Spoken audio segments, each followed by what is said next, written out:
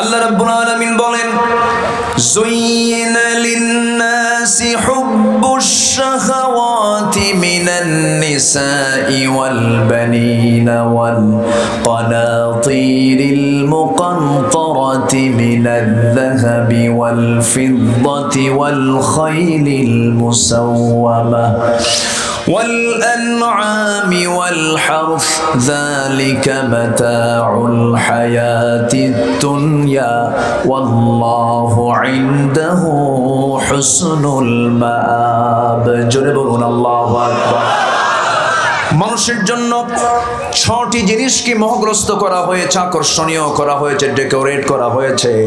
Number 1 হলো নারী, ওয়াল বানিন সন্তান সন্ততি, ওয়াল কানাতিরিল মুকানতারা পঞ্জীবিত স্বর্ণরৌপ্য, এরপরে চাষাবাদ, ওয়াল হারথ ওয়াল আনআম চতুষ্পদ জন্তু। এই সমস্ত বিষয়গুলোকে আকর্ষণীয় করেছেন বান্দার জন্য কে? আসতে বলবেন না কে?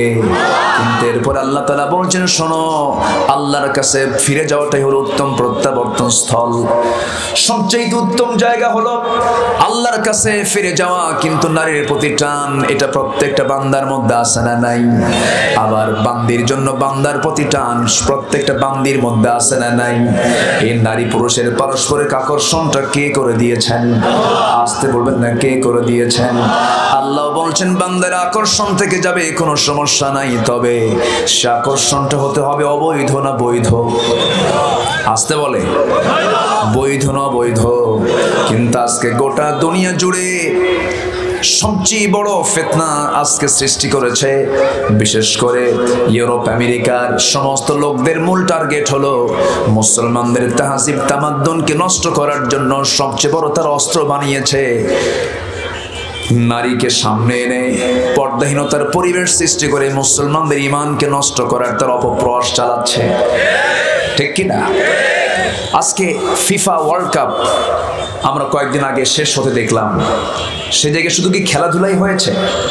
না, সেখানে বেহায়াপনা, অশ্লীলতা এগুলো আছে না নাই? আসতে বলবেন না আছে না নাই? তবে হ্যাঁ, গত 92 বছরের ইতিহাসে এবার একটু ব্যতিক্রম হয়েছে মুসলিমদের সবার কারণে। এবার উদ্বোধনী অনুষ্ঠানে কোনো নাচ গান হয়নি, কোরআন তেলাওয়াত দিয়ে শুরু হয়েছে। ভালো, আলহামদুলিল্লাহ, এটা ভালো। কিন্তু এর মানে আবার বলবেন, আমি মানে বোঝাচ্ছি না যে এই কাজটা ফুটবল খেলাটা জায়েজ আছে, এটা আমি বলতেছি না। তারা শেখানোর চেষ্টা করেছে, ভালো কথা। কিন্তু আজকে গোটা দুনিয়াতে মিলিটারি ওয়ার করে, সামরিক যুদ্ধ চালিয়ে যতটুকু না মার্কেটিং করা যাচ্ছে, তার চাইতে বেশি মার্কেটিং হচ্ছে ইউরোপ আমেরিকার কালচারাল ওয়ার দিয়ে, সাংস্কৃতিক যুদ্ধ দিয়ে। যেমন কোথায় আর্জেন্টিনা, কোথায় ব্রাজিল, আর আমার দেশের প্রত্যেকটি ম্যাক্সিমাম বাসস্থানগুলোতে ডিসেম্বর মাসে পতাকা উঠছে দেশে না আর্জেন্টিনার? এটা চিন্তা করেন। পতাকা কিন্তু একটা গুরুত্বপূর্ণ বিষয়, ফ্ল্যাগ একটা গুরুত্বপূর্ণ বিষয়।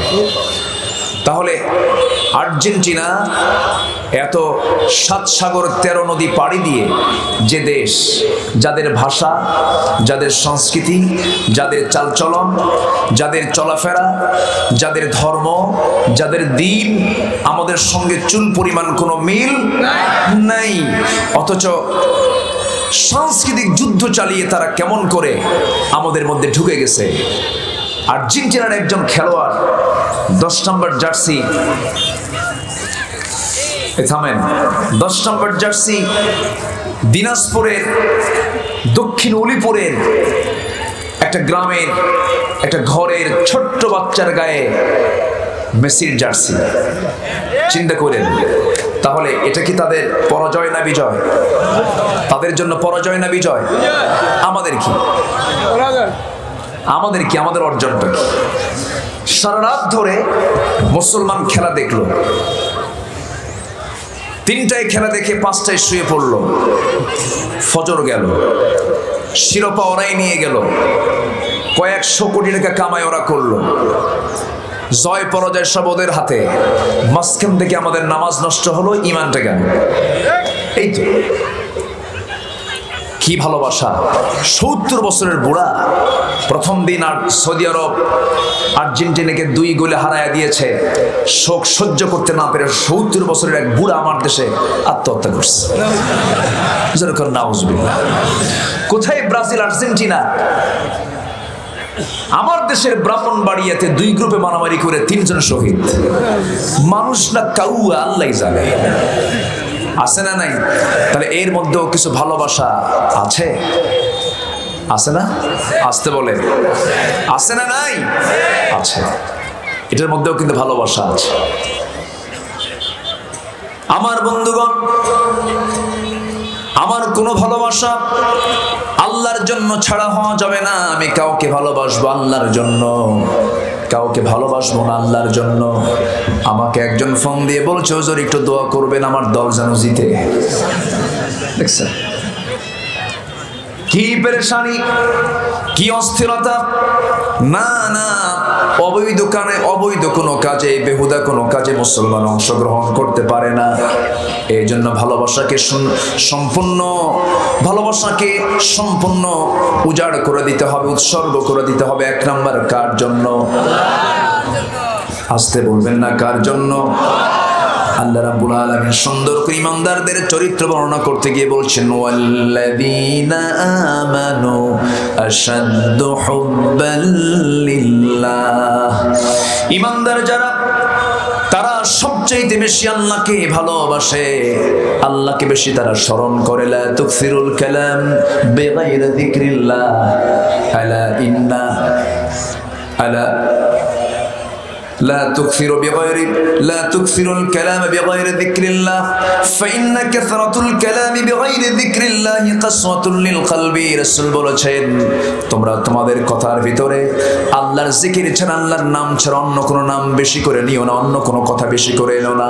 কারণ আল্লাহর নাম ছাড়া অন্য কোনো কথা বেশি চলে আসলে কাসওয়াতুল লিল কলবি, অন্তরটা কঠিন হয়ে যাবে, অন্তরটা মরে যাবে।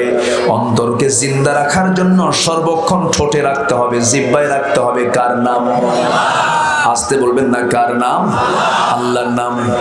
আল্লাহ রাব্বুল আলামিন বলছেন, ওয়ালিল্লাহিল আসমাইল হুসনা ফাদউ বিহা। আল্লাহ তাআলার অনেকগুলো নাম আছে, সেই নাম ধরে তোমরা ডাকো, আমি তোমার ডাকে সাড়া দিয়ে দেব। আমার সঙ্গে মহব্বত করো, আমার সঙ্গে সম্পর্ক গড়ে তোলো। কারণ দুনিয়ার সকল সম্পর্ক অস্থায়ী, কিন্তু মূল সম্পর্ক যার সঙ্গে স্থায়ী থেকে যাবে তিনি আমার কে? আসতে বলবেন না, তিনি আমার কে? তিনি তো সেই আল্লাহ, হুয়াল আউয়াল ওয়াল আখির ওয়াল যাহির ওয়াল বাতিন ওয়া হুয়া বিকুল্লি শাইইন আলিম। তিনি প্রথম, তিনি শেষ, তিনি প্রকাশ্য, তিনি গোপন, তিনি সকল ক্ষমতার মালিক। তিনি তো সেই আল্লাহ, আল্লাহু লা ইলাহা ইল্লা হুয়াল হাইয়ুল কাইয়্যুম। তিনি তো সেই আল্লাহ, হুয়াল্লাহুল্লাযী লা ইলাহা ইল্লা হু আলিমুল গায়বি ওয়াশ শাহাদাতি হুয়ার রহমানুর রহিম। জোরে বলুন আল্লাহু আকবার। এই জন্য আমরা ধারণা দেব কার কাছে? আসতে বলবেন না, কার কাছে? মোহাব্বত করবো আমরা 1 নাম্বার কার সাথে? আজকে আমার আলোচনার সাবজেক্ট হলো মোহাব্বত করতে হবে কার সাথে? আমরা মোহাব্বত করি কার সাথে? আমার বন্ধুগণ, আফসোস লাগে আজ যে মুসলমানের হাতে থাকার কথা কালিমার পতাকা, সেই মুসলমান আজকে বহন করছে খেলার পতাকা। কি ঠিক কিনা? ঠিক কিনা? মুসলমান হাতে নেবে কালিমার পতাকা, ইসলামের পতাকা। আমার বন্ধুগণ, এই দুনিয়ার সমস্ত কার্যক্রমের মধ্যে ইবাদত আছে না নাই? আসতে বলবেন না, ইবাদত আছে না নাই? অনেকে মনে করেন, হুজুর নামাজ তো পড়ছি, আমি তো ইবাদত ঠিকই করছি, একটু মাঝে মাঝে একটু খেলা দেখি, মাঝে মাঝে একটু চিত্ত বিনোদন করি, মনের খোরাক মিটাই। না না, যে জিনিসটা আপনার ইবাদতে বাধাগ্রস্ত করে ফেলবে, যে কাজটা করতে গেলে সময় নষ্ট হয়ে যাবে, যে কাজটা করতে গেলে আপনি আল্লাহর শরণ থেকে নিজেকে আপনি গাফিল হয়ে যাবেন, সেই সমস্ত কাজগুলো একজন মুমিন কখনো করতে পারে না। কারণ মুমিন কখনো والذين هم عن اللغو معرضون والذين هم للزكاة فاعلون والذين هم لفروجهم حافظون জোরে বলুন আল্লাহু আকবার। কিন্তু মানুষের সমস্যা আছে। মানুষ কেমন? ইন্নাল ইনসানা খুলিকা হালুআন ওয়া ইযা মাসসাহুশ শাররু জাযুআন ওয়া ইযা মাসসাহুল খায়রু মালুআ। মানুষের মনটা খুব ছোট। ওয়াহদিরাতিল আনফুসিশ শুহা, মানুষের অন্তরটা সংকীর্ণ, ছোট হৃদয়। যখন তার কাছে কোনো কিছু ভালো কিছু আসে তখন সে আল্লাহকে ভুলে যায়, যখন সে বিপদে পড়ে তখন সে ঘাবড়ে যায়। তবে ওই সমস্ত লোকগুলো যায় না যারা নামাজ পড়ে। জোরে বলুন সুবহানাল্লাহ। আমার ভাইয়েরা, 24 ঘন্টা টাইমকে সাজায় নিতে হবে। সারা দিন রাত মিলে কত ঘন্টা বলুন? 24 ঘন্টার মালিক কে? আসতে বলবেন না কে? রাতের মধ্যে দিন ঢুকান কে? দিনের মধ্যে রাত ঢুকান কে? সকালের মালিক কে? সন্ধ্যার মালিক কে? সূর্যের মালিক কে? তারকার মালিক কে? আমাকে বানিয়েছেন কে? মাথা থেকে পা পর্যন্ত সব সুন্দর করে সাজিয়ে গুছিয়ে আমাকে বানিয়ে দিয়েছেন কে? অতএব যে আল্লাহ আমাকে চালান সে আল্লাহ তোমার সবচেয়ে প্রিয় হবেন। এখনই আমার শরীরটা অসুস্থ হয়ে যাক, পৃথিবীর কোনো মানুষ আমাকে সুস্থ করতে পারবে না। ওয়াইদা মারিদতু ফাহুয়া ইয়াশফিন, আমি যখন অসুস্থ হয়ে যাব আমাকে সুস্থ করে দেন কে? আমার অসহায়ত্বের পাশে আমার পাশে এক মূলত দাঁড়ান কে? আল্লাহ দাঁড়ান। আমি যখন অকেজো ছিলাম, আমি যখন পৃথিবীর চেহারা দেখতেই পাই নাই, আলমে আর ওয়াহের ভিতরে ছিলাম, রুহের জগতে ছিলাম, আমাকে প্রশ্ন করা হয়েছিল আলাস্তু বিরাব্বিকুম, আমি কি তোমার রব নই? সঙ্গে সঙ্গে রুবুবিয়্যতের স্বীকৃতি দিয়ে বলেছি ক্বালু বালা, হে তুমি আমার রব। সেই রুহের জগৎ থেকে আল্লাহ তাআলা আমাকে মার পেটে পাঠালেন। সেই মার পেটে যখন আমি চলে এসেছি, আল্লাহ রাব্বুল আলামিন এক ফোঁটা পানিকে সক্রিয় করে সেটাকে ঝুলন্ত করলেন, আলাকা করলেন, মুদগা করলেন, আজমা করলেন, ফাকাউসানাল ইদামা লাহমা, গোশতের পিণ্ড বানালেন, গোশতের টুকরা বানালেন। ওয়ানাফাখা রূহাহু, সেই জায়গায় প্রাণ সঞ্চার করে দিলেন। বিকাতাবি আজলিহি, আল্লাহ তাআলা শাকিয়ুন আম সাঈদুন, ওই ফেরেশতা 3-4 মাস পর সেই মার পেটের মধ্যে ঢুকে তার 4টা বিষয় নির্ধারণ করে দিলেন। তার হায়াত, সে কতটুকু ভাগ্যবান কতটুকু দুর্ভাগ্যবান, তার রিজিক কতটুকু আছে, সবকিছু ফয়সালা করে মার পেটের মধ্যে আল্লাহ তাআলা আমাকে তিলে তিলে বড় করলেন। আমাকে সুন্দর সুন্দর টানা টানা চক্ষু মার পেটের ভিতরে কে বানায় দিয়েছেন? আসতে বলবেন না, কে বানায় দিয়েছেন? সুন্দর 2টি কান আল্লাহ দিয়েছেন, সুন্দর লাংস আল্লাহ দিয়েছেন। সেই মার পেটের ভিতরে দুনিয়ার কোন ফ্যাক্টরি বানাতে গেলে, দুনিয়ার কোন ফ্যাক্টরিতে যদি কোনো কিছু আপনি তৈরি করতে যান, প্রোডাক্ট তৈরি করতে গেলে পর্যাপ্ত আলোর দরকার। কিন্তু আমার আল্লাহ আমার মার পেটের ভিতরে আমাকে এমন সুন্দর করে বানালেন, সেখানে কোনো আলো নাই, কিচ্ছু নাই, কিন্তু নিখুঁত করে আল্লাহ তাআলা আমাকে বানিয়েছেন। জোরে বলুন সুবহানাল্লাহ। আমার বন্ধু মূলত কে? আসতে বলে, আরো জোরে বলেন কে? সে আল্লাহর নাম নিতেও অনেকে বাধা দেয়। আল্লাহ বললে নাকি জঙ্গি জঙ্গি গন্ধ। আমার রবের নাম কি? আরো জোরে, আরো জোরে, আরো জোরে, আরো জোরে। এই আল্লাহ শব্দটা 4টা হরফ নিয়ে গঠিত। এই 4টা হরফের মধ্যে জটিল কোনো হরফ নেই। হা নাই, ভ নাই, তারপরে জা নাই, কফ নেই, যেগুলো শব্দ উচ্চারণ করতে বান্দার কষ্ট হবে। আল্লাহ বলছেন, বান্দা আমার নাম নিতে তোর জন্য কোনো কষ্ট না হয়, এই জন্য সবচেয়ে ইজি হরফ দিয়ে আমি আমার নাম দিয়েছি তোমাকে। সুবহানাল্লাহ বলেন। যদি হা থাকতো, যদি য থাকতো, যদি কফ থাকতো, শিন থাকতো, উচ্চারণ করতে সমস্যা হতো। ধরুন আমার দেশের চাঁপাইনবাবগঞ্জের মানুষ, ওরা তালিবুর সফারে হয় না, সিনকে শিন বলে, শিনকে সিন বলে। উল্টা পাল্টা, আসসালামু আলাইকুম হয় না, আসসালামু আলাইকুম, আগে শালা এরপরে দুলাভাই। আচ্ছা, এরপরে রংপুরের মানুষ র বলতে পারে না, বাড়ি কোথায়? অংপুর। নাম কি? অসিত মিয়া। রশিদ বলতে পারে না, রং বলতে পারে না। সিরাজগঞ্জের মানুষ দুন্ত স বলতে পারে না, বাড়ি কোথায়? সিরাজগঞ্জ না, হিরাজগঞ্জ। নোয়াখালীর মানুষ প বলতে পারে না, পানিকে বলে হানি। আল্লাহ পাক হয় না, আল্লাহ ফাক, মানে সম্পূর্ণ চেঞ্জ হয়ে যায়।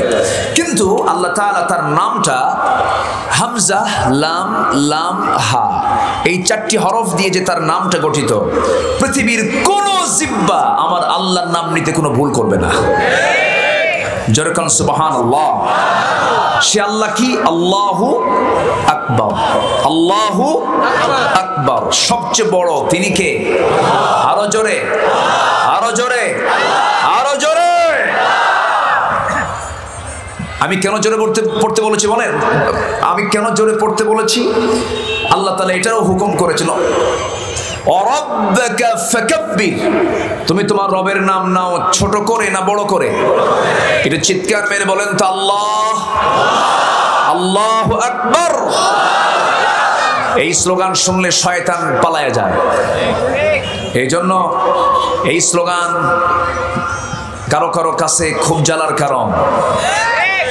কোন একটা জনসভায় এই নারায়ে তাকবীর একজন দিয়েছেন, স্লোগানটা দেওয়ার কারণে এটা নিয়ে খুব তুলকালাম হলো। কিছু কিছু মুসলমানদের মুখে এটা বেরি হয়ে গেল, এটা নাকি নির্দিষ্ট দলীয় কোনো স্লোগান, নির্দিষ্ট দলের স্লোগান। তাই যদি হয়, নামাজে এই স্লোগান আছে না নাই? আসতে বলবেন না, আছে না নাই? আছে, আছে। রুকুতে যেতে আল্লাহু আকবার, সেজদায় যেতে আল্লাহু আকবার, গুরু জব করতে আল্লাহু আকবার, জন্ম শিশু হতে আল্লাহু আকবার। আমি যখন মরে যাব তখন আমাকে দাফন করা হবে, দাফনের আগে যে জানাজা হবে সেই দোয়াতেও আল্লাহু আকবার। তাহলে যারা বলছেন এটা নির্দিষ্ট দলীয় স্লোগান, তাহলে তাদের কথার যুক্তিতে তাদের জানাজা হবে কি দিয়া? কার নাম দিয়ে বলেন? যে যে দল করবে তার বাপের নাম দিয়া। রাগ করতেছেন নাকি আপনারা? রাগ করতেছেন? যে যে দল করবে, যেহেতু এটা দলীয় স্লোগান, একটা দল বানায় দিছে আল্লাহু আকবার। তোমাদের যেহেতু এটা স্লোগান নয়, তোমাদের জানাজা হবে আল্লাহু আকবার তাকবীর দিয়া নয়, তোমরা অন্য কোন তাকবীর রেডি করো। যারা তাকবীরকে নিয়ে বিতর্ক করে, আল্লাহু আকবারকে যারা বিতর্কিত করেছে, ওদের চিন্তা বিতর্কিত, চিন্তা বিকৃত, ঈমান বিতর্কিত, জন্ম বিতর্কিত। ঠিক কিনা মুসলমান? আল্লাহর নাম নিতে লজ্জা পাও, অথচ আমার প্রাণ কার হাতে? আসতে বলবেন না, কার হাতে?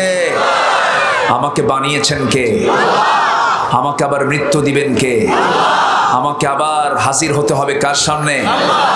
আল্লাহ তাআলা সূরা ফাতিহার প্রথম দিকে বলে দিচ্ছেন, সাবধান, আমি রহমান রহিম ঠিক আছে, কিন্তু মালিক ইয়াউমিদ্দিন, বিচার দিবসের মালিক কিন্তু আমি আল্লাহ নিজে। এজন্য সেই বিচারকের নাম নেব আমরা ছোট করে না বড় করে? বড় করে। আল্লাহর নাম নিতে যারা কৃপণ হয়, তাদের জন্য জান্নাত কখনো জুটবে না। আল্লাহর নামটা নেব আমরা সর্বক্ষণ। আল্লাহ বলছেন, বান্দারে তুই আমার জিকির করবি কেমনে শোন।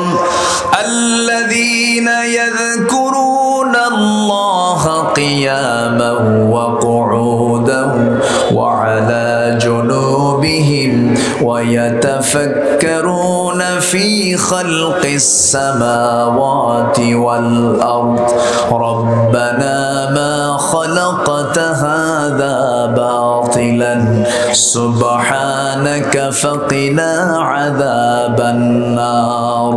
জোরে বলুন আল্লাহু আকবার। যারা আল্লাহকে স্মরণ করে, দাঁড়িয়ে স্মরণ করে, বসে স্মরণ করে, শয়নে স্বপনে আল্লাহর নামটা তারা মুখে মুখে নেয়, সর্বক্ষণ তার তাসবিহ জপতে থাকে এবং শেষ পর্যন্ত আল্লাহর সৃষ্টি নিয়ে গবেষণা করে চোখের পানি ফেলে ফেলে বলে, আল্লাহ যা সৃষ্টি করেছো কোনো একটা সৃষ্টিতে অবান্তর বানাও নাই, সব কাজের জন্য বানিয়েছো। যেরকম সুবহানাল্লাহ। যার মুখে আল্লাহর নাম নাই সে কেমন কে আল্লাহর কৃতজ্ঞ বান্দা হতে পারে? যার মুখে রাসূলের দরুদ নাই সে কেমন করে উম্মতে মুহাম্মাদি, সঠিক উম্মতে মুহাম্মাদি হতে পারে? এই জন্য আল্লাহ বলছেন, বান্দা এই দুনিয়াতে বহু মায়া মমতা দিয়েছি, পিতার প্রতি টান, সন্তানের প্রতি টান, ভাইয়ের প্রতি টান, স্ত্রীর প্রতি টান, প্রতিবেশী আত্মীয় স্বজনদের প্রতি টান, সম্পদের প্রতি আসক্তি, ব্যবসার প্রতি টান, ওয়া মাসাকিনু তারদাউনাহা, প্রশান্তি দেয় বাসস্থান, সেই বাসস্থানের প্রতি টান। সকল টানের চাইতে আহাব্বু আহাব্বা ইলাইকুম, সবচেয়ে বেশি প্রিয় হতে হবে তিনি কে? আসতে বলবেন না, তিনি কে? যদি বলা হয় বাড়ি ছাড়তে হবে, কার জন্য ছাড়তে রাজি আছেন? খুব জড়িত করেছেন ইনশাআল্লাহ, কিন্তু কি যে হয় আল্লাহ জানে। বাড়ি ছেড়েছেন সাহাবায়ে কেরাম, খেজুর বাগান ছেড়ে দিয়েছেন। আমার মশিউর মামা সৌদি আরবে থাকেন, ওই দেশে খেজুর বাগান যারা বড় বড় তারাই ধনী মানুষ। এক সময় এই খেজুর বাগানের বড় বড় বাগানের মালিকরা সাহাবায়ে কেরাম ছিলেন। আব্দুর রহমান ইবনে আউফ রাদিয়াল্লাহু তাআলা আনহু মক্কার শ্রেষ্ঠ একজন এক্সপোর্টার ইম্পোর্টার ছিলেন, সবচেয়ে বড় ব্যবসায়ী ছিলেন। জান্নাতের সুসংবাদ প্রাপ্ত সাহাবী আব্দুর রহমান ইবনে আউফ রাদিয়াল্লাহু তাআলা আনহু যখন শুনতে পেলেন রাসূলুল্লাহ সাল্লাল্লাহু আলাইহি ওয়াসাল্লাম তিনি মক্কা থেকে মদিনায় হিজরত করছেন, আস্তে করে নবীর সামনে দাঁড়িয়ে বলছেন, ইয়া রাসূলুল্লাহ, আমার বউ সন্তান কেউ ইসলাম কবুল করে নাই, কিন্তু আমি তো দ্বীন গ্রহণ করেছি, ঘর ছাড়লাম, বাড়ি ছাড়লাম, পরিবার ছাড়লাম একমাত্র আল্লাহর জন্য, কারণ আমি আল্লাহকে সবচেয়ে বেশি ভালোবাসি। যেরকম সুবহানাল্লাহ। হিজরত করে ফিরে গেলেন, চলে গেলেন মদিনায়। আবু সালমা রাদিয়াল্লাহু তাআলা আনহুর মতো সাহাবী, মক্কার মুহাজির, এই সাহাবী যখন শুনতে পেলেন রাসূলুল্লাহ তিনি নাই, তিনি মদিনায় হিজরত করে চলে গেছেন, স্ত্রীকে বলছেন, স্ত্রী চলো, রাসূল তো মক্কায় নাই, আমরা রাসূল শূন্য মক্কায় থাকতে চাই না, চলো আমরা ফিরে চলে যাই মদিনায়। উম্মে সালমাকে সঙ্গে করে নিয়ে রওনা দিবেন, সন্তান একটা আছে, এমন সময় শ্বশুর বাড়ির লোকজন তাকে ধরে ফেললো। উম্মে সালমাকে ধরে সন্তানকে ধরে তারা জোর করে নিয়ে যাচ্ছে, বলছে, আবু সালমা তুমি একা চলে যেতে পারো, কিন্তু তোমার বউকে আমরা যেতে দেব না, আমাদের সন্তান সে। মুস্কি মুস্কি হাসি মেরে আবু সালমা বলছেন, এই পৃথিবীর সকল মায়া ছেড়েছি একমাত্র আমি আমার আল্লাহর জন্য। যেরকম সুবহানাল্লাহ। আহাব্বা ইলাইকুম মিনাল্লাহি ওয়া রাসূলিহি। আবু সালমা করলেন কি, উম্মে সালমাকে ছেড়ে, সন্তানকে ছেড়ে, কুল ইন কানা আবাউকুম ওয়া আবনাউকুম ওয়া ইখওয়ানুকুম, ভাইয়ের মোহাব্বত, সন্তানের মোহাব্বত, ওয়া আজওয়াজুকুম, স্ত্রী মোহাব্বত সব ছেড়ে তিনি একাকী রওনা করলেন, মদিনায় পাড়ি জমালেন। এইদিকে নিজের স্ত্রী উম্মে সালমাকে মায়ের লোকে, শ্বশুর বাড়ির লোকজন, তার বাপ মা তাকে পাকড়াও করে বেঁধে রেখেছে ঘরের ভিতরে। 6 মাস চলে যায়, 7 মাস চলে যায়, ঘর থেকে বের হতে পারে না, আটকে রেখে তবুও তাকে দমন করতে পারছে না। উম্মে সালমা মনে মনে চিন্তা করলেন, যে কোনো মুহূর্তে আমাকে এখান থেকে বের হয়ে যেতে হবে। সন্তানটা তার ভাইয়েরা ধরে নিয়ে চলে গেছে। উম্মে সালমা, আবু সালমার দাম্পত্যময় জীবন খুব সুখময় ছিল, খুব আনন্দের ছিল। উম্মে সালমা আবু সালমাকে খুব ভালোবাসতেন, আবু সালমা উম্মে সালমাকে খুব ভালোবাসতেন। একদিন গল্পের গভীরতায় গিয়ে একদিন উম্মে সালমা বলছেন, আমার স্বামী আবু সালমা, একটা কোশ্চেন আপনার কাছে করব। কি কোশ্চেন বলো? তিনি বলছেন, আমার স্বামী গো, আপনি আমাকে কেমন ভালোবাসেন? উম্মে সালমার এই প্রশ্নের জবাবে আবু সালমা বলছেন, আমি তোমাকে দারুণ ভালোবাসি, খুব ভালোবাসি। একটা প্রশ্ন আর একটা করতে চাই। কি প্রশ্ন বলো? আমি যদি তোমার আগে মরে যাই, তুমি আমার স্বামী, আমি তোমার আগে যদি আমি স্ত্রী মারা যাই, তুমি কি আমার মৃত্যুর পর কি নতুন করে আর বিয়ে করবা নাকি? এমন চিন্তা এখনকার মহিলাদের মধ্যেও আছে না নাই?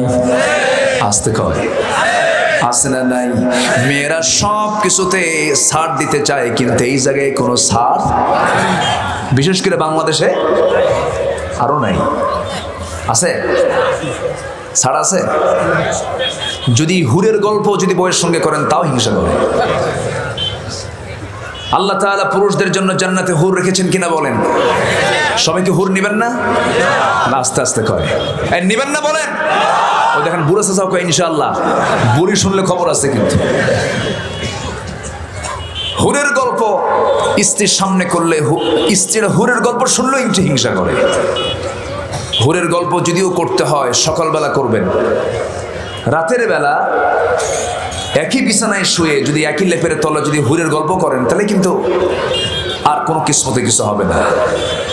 যদি শুধু বলেন যে হুরের গল্প, হুর এত সুন্দর হবে, বলবে যে তুমি ওই কায়েত হইয়া লেপটা মরি দিয়ে ওই দিক হয়ে হুর নিয়ে শুয়ে থাকো, আমার সঙ্গে কোনো কথা নাই। কথা কি বুঝতেছেন আপনারা? এটা আল্লাহ তাআলা মেয়েদেরকে এরকম নেচার করে দিয়েছেন, তারা এরকম নেচারের। কিন্তু পুরুষকে আল্লাহ তাআলা একাধিক বিবাহের অনুমতি দিয়েছেন, এতে কোনো সন্দেহ আছে? আসতে বলে এটা কি কোথাও কোনো মানা আছে? বরঞ্চ মাসনা দিয়ে শুরু করেছেন, মাসনা ওয়া সুলাসা ওয়া রুবা, 2 2 3 3 4 4। কিন্তু আজকে এখন তো আমি এই বিষয়ে কথা বলা শুরু করলাম, মায়েরা এখন কি মনে মনে ভাবতেছে, হুজুর সংসারে তো আগুন ধরায় গেলেন আপনি, এরকম চিন্তা হচ্ছে কিনা জানি না। তবে আমার মা, ইসলাম জেনা চায় না বিয়ে চায়? বলেন ইসলামের দাবি কি, জেনা না বিয়া? আজকে সমাজে বেশি বিয়ে, মানে বিয়ের পরিমাণ বেশি না জেনার পরিমাণ বেশি? জেনা থেকে বাঁচার জন্য বিয়ের দরকার আছে না নাই? আছে। তবে হ্যাঁ, আমার মা আপনি মনক্ষুণ্ণ হবেন না, আল্লাহর পরামর্শ এটা আছে, ফাইন খিফতুম আল্লা তা'দিলু, তোমার যদি আশঙ্কা হয় দুইয়ের মধ্যে তুমি সমতা রক্ষা করতে পারবে না, ফাওয়াহিদাতান, সেক্ষেত্রে তোমার একটাই যথেষ্ট। যাক, মায়েদের কলিজায় কিছু পানি আসছে এখন।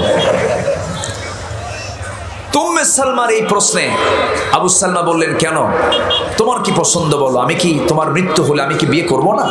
আল্লাহ তোমাকে অনুমতি দিয়েছেন, আমাকে তুমি থাকতেই তো আল্লাহ তাআলা অনুমতি দিয়েছেন। কিন্তু উম্মে সালমার স্বামীকে জড়িয়ে ধরে বলছেন, স্বামী গো আমার মন চায় আমার মৃত্যু যদি আপনার আগে হয়ে যায়, আমার মৃত্যুর পরে আমার এই সংসারে আমার জায়গায় অন্য কোনো নারীকে আমি আসতে দেব না। আবু সালমা বললেন, আমার স্ত্রী, তোমার যদি মনটা এমন চায়, এইরকম যদি হয়ে যায়, তুমি আগে মারা গেছো, আমি পৃথিবীতে বেঁচে আছি, যাও। আল্লাহর নামের কসম করে বলি, আমি তোমাকে দারুণ ভালোবেসে এই কথা বললাম, জীবনে আর কোনো নারী আমার জীবনে আমি গ্রহণ করব না। কিন্তু শোনো আমার স্ত্রী উম্মে সালমা, তোমার চাওয়া এমন হতে পারে, কিন্তু আমার চাওয়াটা এমন না। আমার চাওয়াটা হলো তোমার সম্পূর্ণ উল্টা। আমি স্বামী আবু সালমা, আমি তোমার আগেই যদি দুনিয়া থেকে বিদায় হয়ে যাই, উম্মে সালমা তুমি বিধবা হয়ে যাবে। বিধবার এই কষ্ট নিয়ে তুমি দুনিয়াতে বেঁচে থাকো, আমি তা পছন্দ করব না। আমি যদি আগেই মারা যাই, আমি তোমার জন্য আল্লাহর সামনে দোয়াটাই করি, আল্লাহ আমার উম্মে সালমার জন্য যেন উত্তম একটা স্বামী জুটাইয়া দেন। এই কথা বলে আবু সালমা তো চলেই গেছেন মদিনায়। দীর্ঘ 1 বছর পর উম্মে সালমা করলেন কি, সবার চক্ষু আড়াল করে ছোট্ট শিশু সন্তান 4 বছর বয়স, সেই সন্তানকে কোলে করে নিয়ে মদিনার দিকে রওনা দিয়েছেন। রওনা দিয়ে যেতে যেতে যেতে যেতে গিয়ে ফজরের একটু আগে, কোন একটা রাতের বেলা ফজরের একটু আগে গিয়ে তিনি মদিনায় পৌঁছে গেছেন। আজান হয়ে গেছে, বেলাল আজান দিয়েছেন, নামাজটা শেষ হয়ে গেছে। নামাজের পর ঘোষণা আসছে, আসসালাতু আলাল মাইয়িত, মৃত ব্যক্তির জানাজা হবে। কে মারা গেল সেই সংবাদটা উম্মে সালমার কানে চলে গেছে। উম্মে সালমা যে রাতে গিয়ে মদিনায় পৌঁছেছেন, সে রাতেই ইন্তেকাল করেছেন তার প্রাণপ্রিয় স্বামী আবু সালমা রাদিয়াল্লাহু তাআলা আনহু। দুনিয়া থেকে যখন বিদায় হয়ে গেলেন, আকাশ থেকে যেন সব ভেঙে পড়ে চুরমার হয়ে গেল। উম্মে সালমার হৃদয়টা খান খান হয়ে যাচ্ছে, চোখের কোনা বেয়ে বেয়ে টপ টপ করে পানি পড়ছে। ফজর নামাজের পর জানাজা সম্পন্ন হলো। রাসূলকে বলা হলো, হুজুর উম্মে সালমা মদিনায় চলে আসছে। আবু সালমা দুনিয়া থেকে বিদায় নিয়েছেন। রাসূল বলছেন, ও সাহাবীরা, আবু সালমার সন্তানটাকে আমার কাছে নিয়ে আসো। সন্তানটাকে কাছে নিয়ে আসা হলো। উম্মে সালমাকে লক্ষ্য করে রাসূল বলছেন, উম্মে সালমা, তুমি কোনো চিন্তা করো না, তুমি বিধবা হয়েছো। আমার অসংখ্য সাহাবী, সুন্দর সুন্দর চরিত্রবান সাহাবী আছে, বিয়ের ব্যবস্থা হয়ে যাবে। সন্তান নিয়ে কোনো টেনশন করো না, সন্তানটা আমার করে দাও। এই সন্তানের সমস্ত তত্ত্বাবধানের দায়িত্ব আমি নবজি নিজের কাঁধে উঠায়া নিলাম। নবীজির সন্তানকে কোলের মধ্যে উঠায়া নিলেন। উম্মে সালমাকে যখন এই কথা বললেন, তোমার বিয়ের ব্যবস্থা হয়ে যাবে, উম্মে সালমা বলছেন, ইয়া রাসূলুল্লাহ, আমার জানা মতে এই জাগতিক জীবনে আমার স্বামী আবু সালমার মতো সুন্দর পুরুষ এই দুনিয়াতে আর নাই। আমার স্বামী গ্রহণ করার কোনো ইচ্ছা নাই। সঙ্গে সঙ্গে আবু সালমার দোয়া তো আগেই কবুল হয়ে গেছে। সঙ্গে সঙ্গে জিবরাইল বলছেন, ইয়া রাসূলুল্লাহ, উম্মে সালমার বিয়ের জন্য পৃথিবীর কোনো পুরুষ উপযুক্ত নয়। আল্লাহর ফয়সালা, আপনি নিজে উম্মে সালমাকে বিয়ের প্রস্তাব দিয়ে দেন। সুবহানাল্লাহ। আমার ভাইরা, মোহাব্বত হবে এক নাম্বার কার জন্য? আসতে বলবেন না, কার জন্য? আল্লাহর জন্য মোহাব্বত চাওয়াতে হবে। এই মোহাব্বতে যদি কোনো ফাটল সৃষ্টি হয়ে যায়, জান্নাত পাওয়া যাবে না, জান্নাত নসিব জুটবে না। এক নাম্বার ভালোবাসা বরাদ্দ করতে হবে আল্লাহর জন্য। ভালোবাসা মানে কি? আজান শোনার সঙ্গে সঙ্গে বান্দা অন্য কাজ না নামাজ, অন্য কাজ না নামাজ। হাইয়া আলাস সালাহ, নামাজের দিকে আসো। হাইয়া আলাল ফালাহ, কল্যাণের দিকে আসো। আসসালাতু খায়রুম মিনান নাওম, ঘুম থেকে নামাজ উত্তম। ওই নামাজের সময় যে ঘুমায় সে কি সুস্থ হবে না অসুস্থ হবে? আসসালাতু খায়রুম মিনান নাওম মানে কি? নামাজের সময় ঘুম পারবি তোর অসুখ হবে। জটিল রোগী তুই রোগী হয়ে যাবি, মারাত্মক তুই অসুস্থ হয়ে পড়বি। আজান যখন হয়ে যাবে, সব কাজ ফেলে কাজের অধীনে নামাজ নয়, নামাজের অধীনে কাজ। এই চিন্তা মাথায় নিয়ে বান্দা তোমার জীবনটা তুমি গড়বে। যার জীবনটা নামাজ কেন্দ্রিক জীবন, সেই জীবনের চাইতে সুশৃঙ্খল জীবনের এই দুনিয়া তার কারো হতে পারে না। যারা নামাজি তারাই সুখী মানুষ। পৃথিবীর সবচেয়ে বড় সুখী হলো নামাজি মানুষ। নামাজ পড়বো কয় ওয়াক্ত? আসতে বলবেন না, কয় ওয়াক্ত? এটা হাত তুলে দেখান তো দেখি। 5 ওয়াক্ত নামাজ কারা কারা পড়বেন? জোরে বলি ইয়া আল্লাহ, আরো জোরে বলি ইয়া আল্লাহ। আমাদেরকে 5 ওয়াক্ত সালাত আদায় করার তৌফিক তুমি আল্লাহ দিয়া দাও। জোরে বলি আমিন, আরো জোরে আমিন। কিন্তু নামাজ পড়লে সন্দেহ করা হয়। কোন চাকরি প্রার্থী, ধরুন সেটা বিসিএস ক্যাডার হতে পারে, অথবা গুরুত্বপূর্ণ পদের কোনো চাকরির জন্য যদি কেউ নামাজ পড়ে, তখন তাকে সন্দেহ করা হয়। এই দেশ 90% অধ্যুষিত মুসলিম জনপদে নামাজি লোককে সন্দেহ করা মানে কি? ঘাপটি মারা কিছু নাস্তিক চক্র আছে না নাই? আসতে বলবেন না, আছে না নাই? আছে। বোরকা পরাকে বলা হয় জঙ্গির পোশাক। মুখে দাড়ি মাথায় টুপি থাকলে বলা হয় মৌলবাদী। প্রশ্ন আসে পরীক্ষায়, জঙ্গি কোথায় উৎপন্ন হয়? মসজিদ, মাদ্রাসা, মন্দির, কলেজ। 4টা অপশন দেয়, মানুষ লিখবে কি বলেন তো?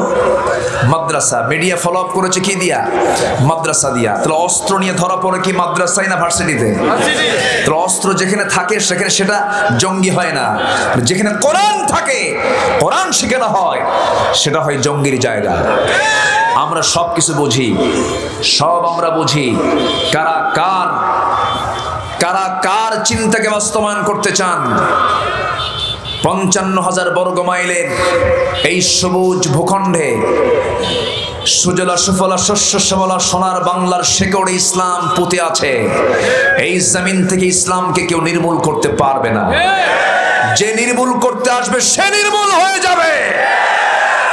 শর্ত হলো ভালোবাসাকে পাকাপোক্ত করতে হবে। কার সাথে? আসতে বলবেন না, কার সাথে?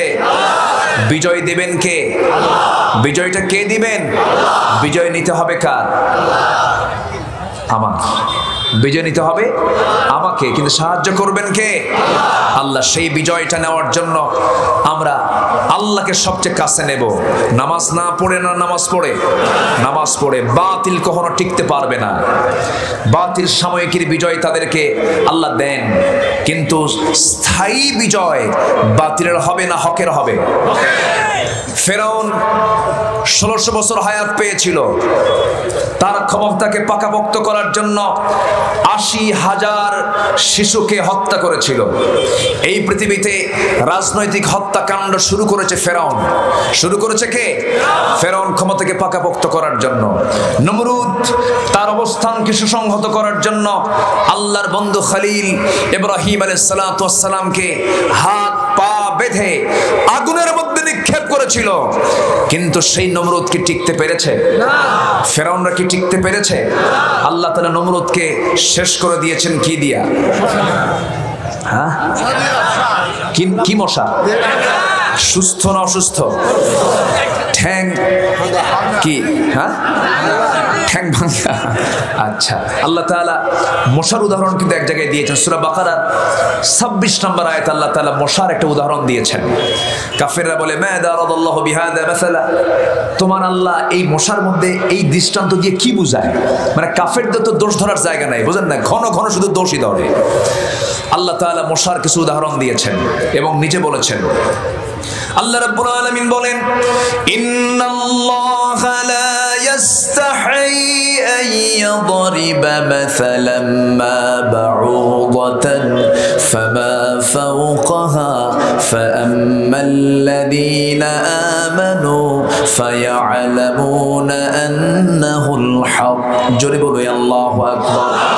আল্লাহ তাআলা মশার উদাহরণ দিতে গিয়ে লজ্জা বোধ করেন না, লজ্জা তিনি পান না, কারণ যারা ইমানদার তারা এর মধ্যে হকটা খুঁজে পায়। আর কাফেররা বলে এটার মধ্যে আল্লাহ তাআলা কেন দিয়েছেন, কি উদাহরণ দিয়ে, এখানে কি লাভ হয়েছে? কিন্তু মশাটা যদিও ছোটখাটো প্রাণী, এটার আধুনিক একটা ব্যাখ্যা আপনাদেরকে জানানোর চেষ্টা করছি আমরা। আল্লাহ তাআলা এখানে মশার উদাহরণ যে দিয়েছেন, মশা কি আসলে কি দুর্বল প্রাণী নাকি? দুর্বল কিন্তু কোনো প্রাণী মশা নয়। তার বড় প্রমাণ, ডেঙ্গুতে মানুষ কি হয়? মরে। তাহলে এত দুর্বল মরে কেন? এত দুর্বল মরে কেন? মশা কোনো দুর্বল প্রাণী নয়। মশা থেকে কিছু শিক্ষা আছে। আল্লাহ তাআলা কেন দৃষ্টান্ত দিয়েছেন? নাম্বার 1, মশা যে বেশি রক্ত খায় তার হায়াত কি বাড়ে না কমে আসে? বলেন, বেড়ে যায় না কমে যায়? কমে যায়। যারা লুটপাট করে জনগণের টাকা বেশি করে লুটপাট করে খাবে তাদের হায়াত তাড়াতাড়ি কমে যাবে। লুটপাট করা নেতা আছে না নাই? আসতে বলবেন না, আছে না নাই? হরিলুট। এই বেশ কয়েক বছরে এই দেশ থেকে পাচার হয়েছে টাকা হলো 14 লক্ষ কোটি টাকা। শেষ পর্যন্ত জাতির শ্রেষ্ঠ সন্তান মুক্তিযোদ্ধার 2000 মুক্তিযোদ্ধা তারা ভাতা নিয়েছে, যাদের বয়স 52 বছর, স্বাধীনতার বয়স 52 বছর। আমার কথা কি বুঝে আসতেছে?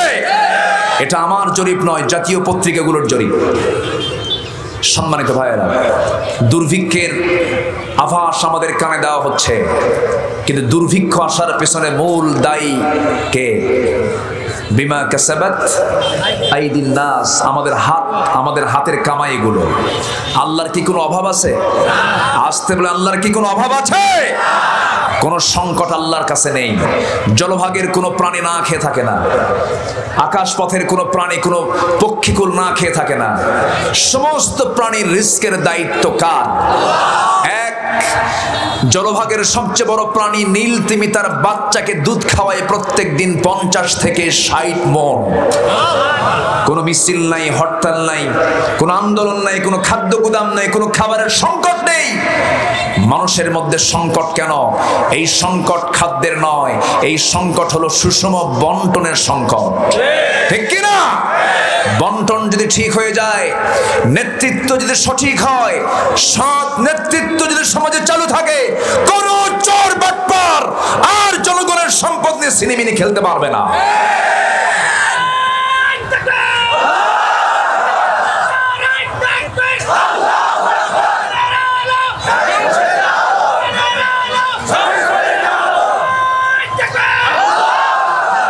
এই তো কেবল ওমরের সন্ধান পাইছি, এতক্ষণ কই যে ছিলেন আপনারা আল্লাহই জানে। কোনো সমস্যা নাই তো আমি আলোচনা চালাবো। আজান হয়েছে আরো 10 মিনিট আগে, হোক আজান, প্রয়োজন আজকে নামাজ ছাড়াই ওয়াজ হবে, এরকম কিছু নাকি? নামাজ হতে হবে। যে ওয়াজে নামাজ নাই সে ওয়াজে আমরা নাই। নামাজ আমরা পড়বো, কিন্তু আউয়ালে নয়, আমরা একটু আখিরেও নয়।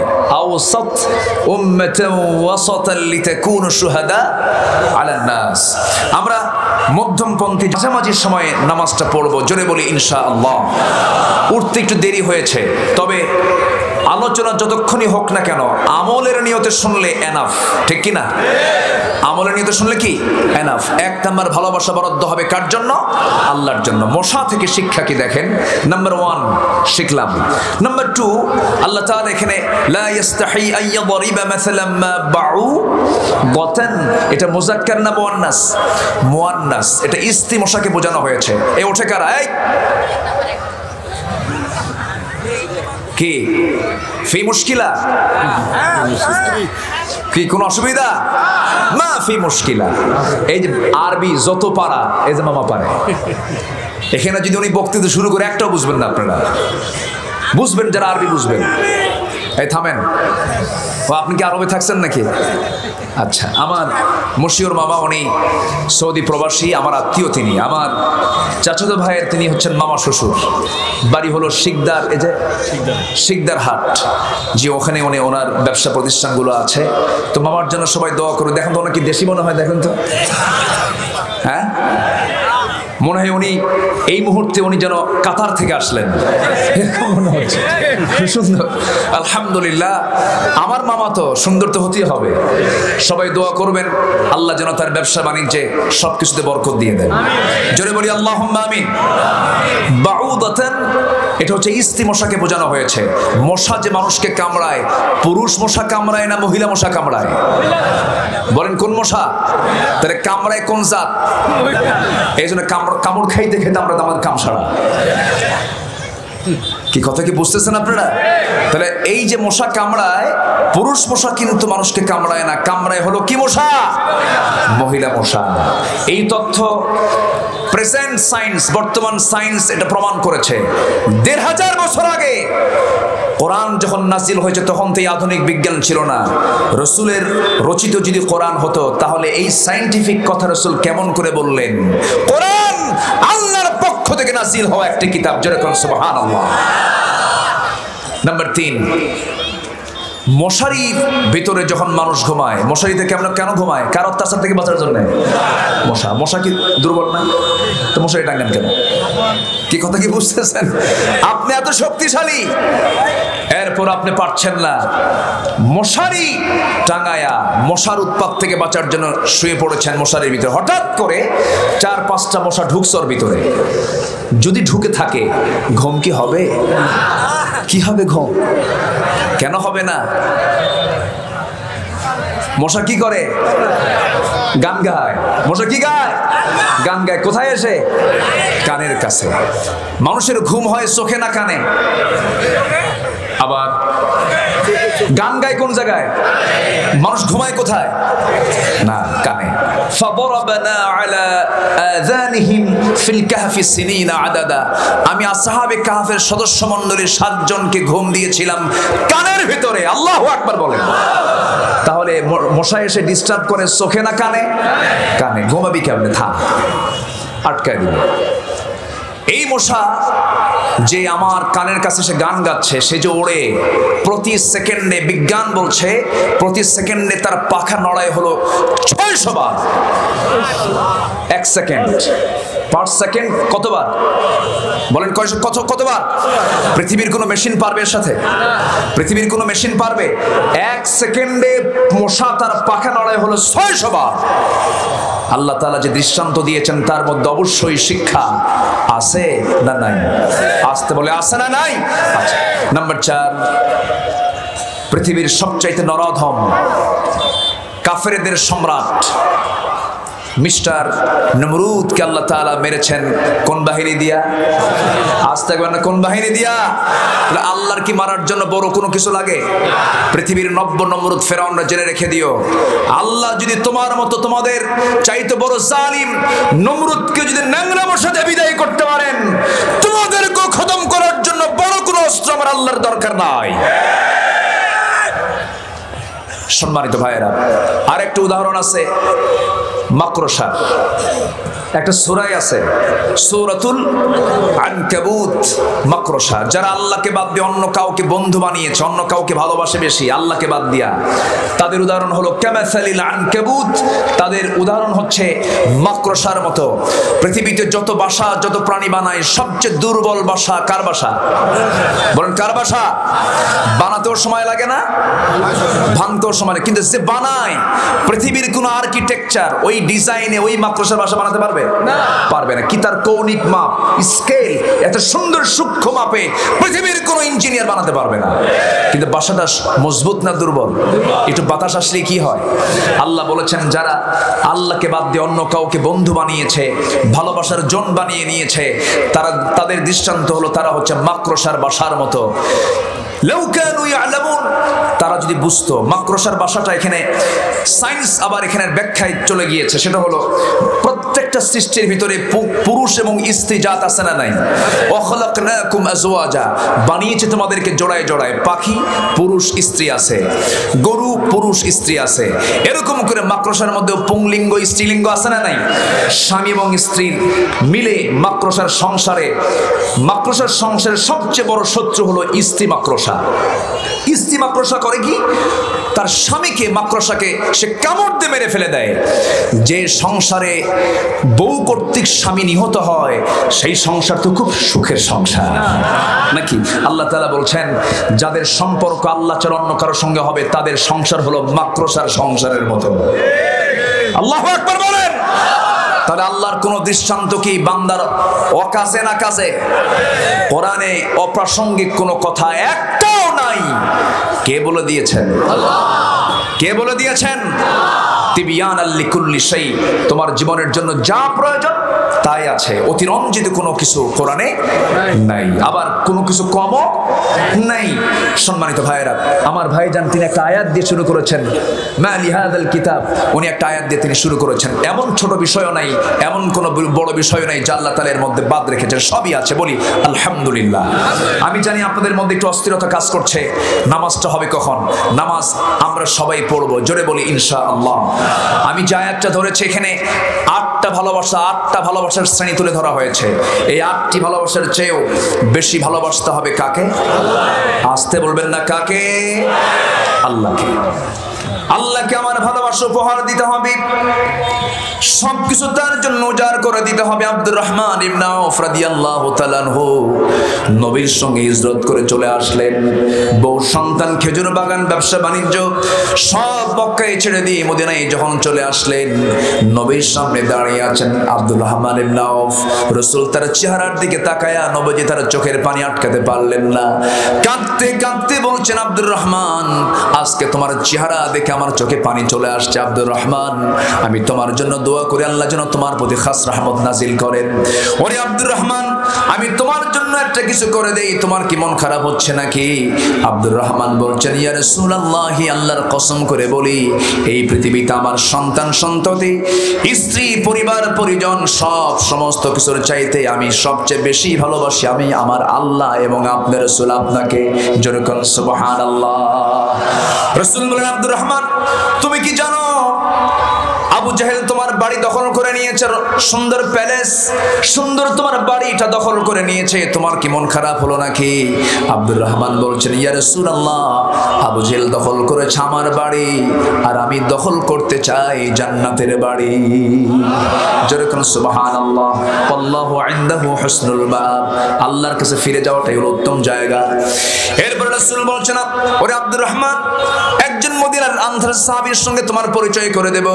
এক আনসার সাহাবীকে ডাক দিয়ে বলছেন, আনসার সাহাবী এদিকে আসো। এই আব্দুর রহমান সবচেয়ে বড় বড় ব্যবসায়ী ছিল মক্কার, সব তার আছে, সব থুয়ে চলে আসছে, দেখো তোর জন্য কিছু করা যায় নাকি। আনসার সাহাবীর সঙ্গে সঙ্গে তাকে ঘোড়ার পিঠে উঠায় নিয়া মদিনার সবচেয়ে দুইটা বড় খেজুর বাগান দেখায় দিয়ে বললেন, আমার ভাই আব্দুর রহমান, আমি মদিনার আনসার সাহাবী, রাসূল আমাকে তোমাকে দেখার দায়িত্ব দিয়েছেন। এই দুইটা বাগান আমি তোমাকে দেখায় দিলাম, আল্লাহ পাক আমাকে দুইটা বাগানের মালিক বানায় দিয়েছেন। তোমার যে বাগানটা পছন্দ হবে সেই বাগানটা আমি এই মুহূর্তে তোমার নামে দলিল করে দিয়ে দেব। যেরকম সুবহানাল্লাহ। নাম্বার 2 হলো, ওরে আব্দুর রহমান, এই মদিনার কোন মেয়ের বাবা তোমার সঙ্গে তার মেয়েকে বিয়ে দেবে না, কারণ তোমার এই মদিনায় কিছু নাই, ঘর নাই, বাড়ি নাই, কিচ্ছু নাই। কিন্তু তুমি তো যুবক মানুষ, তোমার তো যৌবন আছে, বিয়ের দরকার, বউয়ের দরকার। এই জন্য আল্লাহ তাআলা আমাকে দুইটা বউ দিয়েছেন, দুটা স্ত্রী দিয়েছেন। যে কোনো একটা স্ত্রীকে আমি তালাক দিয়ে দেব, ইদ্যত পূরণ হওয়ার পর আমার বউটাকে তুমি তোমার বউ বানাইয়া নিবা। এই দুইটা কথা শোনার সঙ্গে সঙ্গে আব্দুর রহমান ওই আনসার সাহাবীকে বুকের মধ্যে জড়িয়ে ধরে বলছে, ও আমার আনসার ভাই, তুমি যতটুকুন বলেছ এটাই আমার তৃপ্তি হয়ে গেছে, আমি স্বাদ পেয়েছি, আমি তোমার প্রতি প্লিজড হয়েছি, খুব খুশি হয়েছি। চিন্তা করো না, বউটা তালাক দেওয়া লাগবে না, খেজুর বাগান আমাকে দলিল করে দেওয়া লাগবে না, একটু বাজারে দেখায় দাও, একটু ব্যবসার সিস্টেমটা একটু শেখায় দাও। বাজারে দেখায় দেওয়া হলো, ব্যবসা শুরু করলেন আব্দুর রহমান ইবনে আউফ।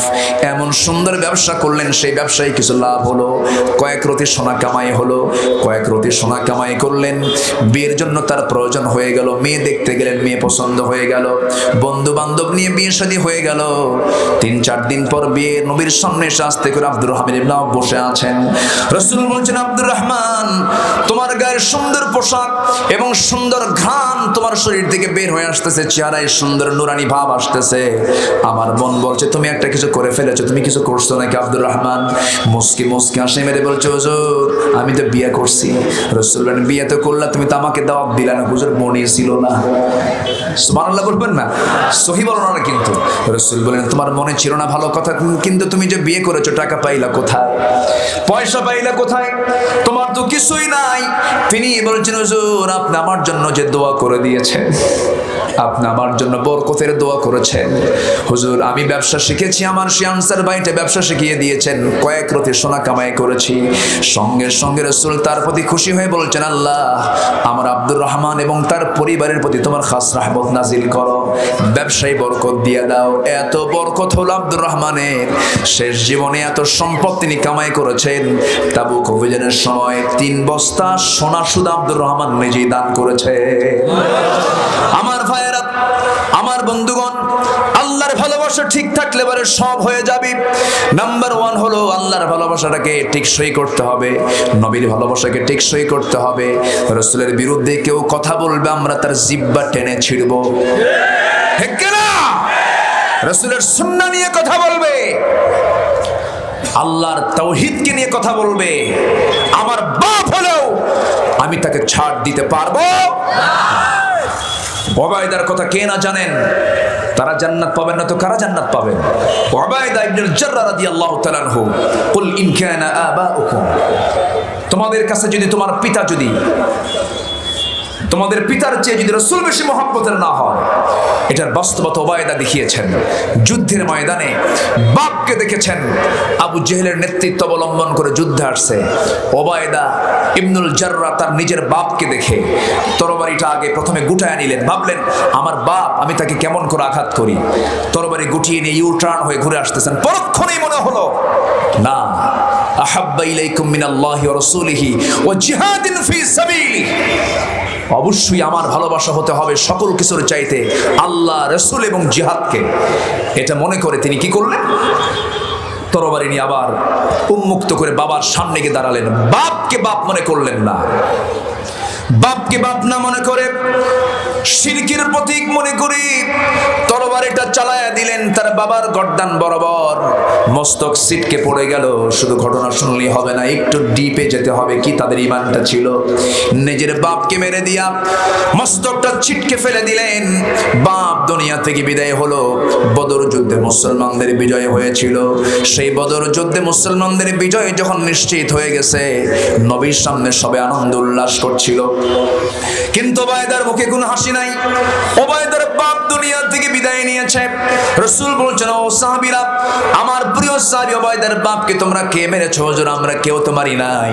তাহলে কে মেরেছে হুজুর? ওবায়দার বাপ। ওবায়দা নিজে আজকে তরবারির আঘাত দিয়ে দুনিয়া থেকে বিদায় করে দিয়েছে। আমার নবীজি আস্তে করে দুটো হাত আগায় দিয়ে বলছেন, ওবায়দা এই দিকে আসো। তোমার ভালোবাসা পরিপূর্ণতা পেয়েছে, তোমার ঈমানটা পরিপূর্ণতা পেয়েছে। আল্লাহ তোমার জন্য 8টা জান্নাতের দরজা খুলে রেখেছেন। জোরে কোন সুবহানাল্লাহ। এই জন্য ভালোবাসবো আমরা কার জন্য? শত্রুতা করব আমরা কার জন্য? কাউকে দেব আমরা কার জন্য? কাউকে দেব না আমরা কার জন্য? ফাকাদ ইস্তাকমালাল ঈমান, তার ঈমানটাই পরিপূর্ণ হয়ে যাবে। এবং এই আয়াতের মূল বক্তব্য এটাই, সেটা হলো তোমাদের সকল ভালোবাসার উপরে সবচেয়ে ভালোবাসার স্থান প্রাধান্য পাবে 1 নাম্বার কে? নাম্বার 2 হচ্ছে মুহাম্মদ সাল্লাল্লাহু, এবং নাম্বার 3 হচ্ছে একটা আমল, বিশেষ আমল, স্পেশাল আমল, সেটা হচ্ছে জিহাদিন ফি সাবিলিহি, আল্লাহর রাস্তায় জিহাদ করা। জিহাদের গুরুত্ব আছে না নাই? এই জিহাদের প্রসঙ্গে কথা বলতে গেলে আরো 1 ঘন্টা।